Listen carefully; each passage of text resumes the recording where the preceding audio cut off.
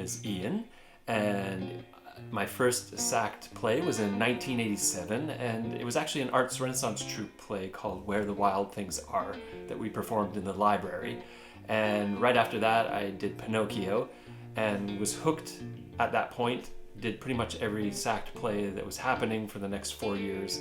And my experience culminated in helping to write one of the plays in 1995 called Terse Tales from the Brothers Grimm, and that was a huge thrill.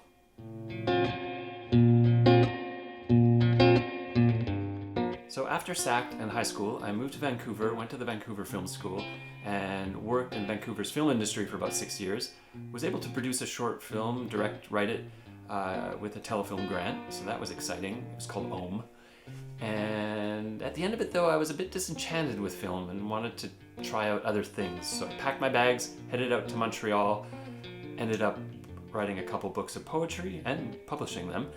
And I joined a rock band called Telefauna and got a university degree in English literature and creative writing because I was fascinated with storytelling and still am.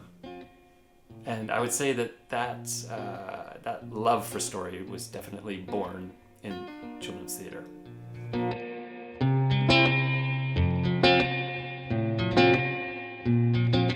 I think one of the biggest things I learned from SACT was just how much of myself I could pour into a project with my time, discipline, passion, intellect, and while doing all that, still have a ton of fun at the same time. And I feel like I've carried that with me for every other creative project I've done afterwards and any other big endeavor in my life.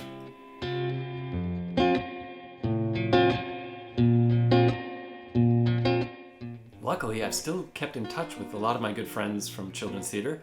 There's James Viveros here in Montreal, and recently we even collaborated on a project together where I wrote some text for him and he used it in the creative process of one of his dance pieces. I'm still good buds with Mike Schultz. Relatively recently saw Marilyn Ryan perform on Broadway in Toronto, and that was a huge thrill.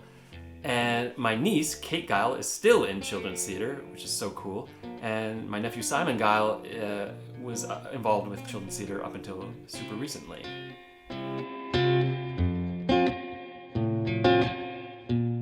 I think art is so important in life. For me, it's helped me explore my own identity. It's helped me critically engage with other stories happening in the world. And most importantly, it's helped me exercise that very important quality we all have, which is compassion.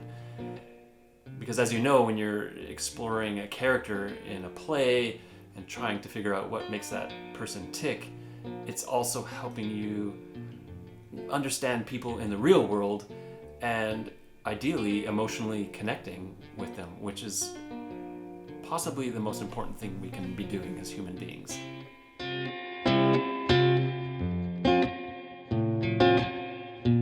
Thankfully, I'm still involved in the arts. I have a teeny tiny film production company called Polar Bear Wins, and I do small little documentaries for local organizations and for artists, and I'm hoping to do hopefully a feature-length documentary one of these days. Also penning a sci-fi feature film script, and I also have an eco-friendly gardening company called Les Jardiniers Bicyclettes, which is the bike gardeners in English. And in its own way, it's a big, elaborate production that involves a lot of my creative energy.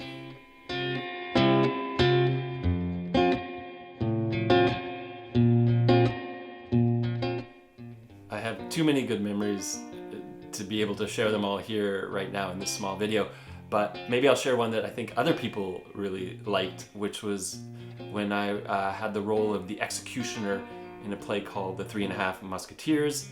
And in that role, I back then I was skinny as a rake, but I guess in my mind's eye for the character I was just as huge and as buff as Arnold Schwarzenegger, and I would walk around and talk like him.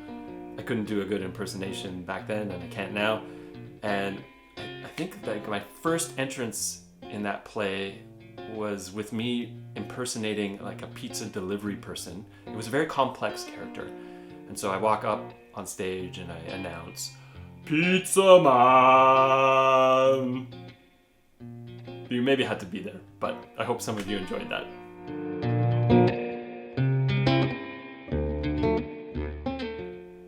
If I had to choose one word to describe my experience with SACT, it would be this: vital.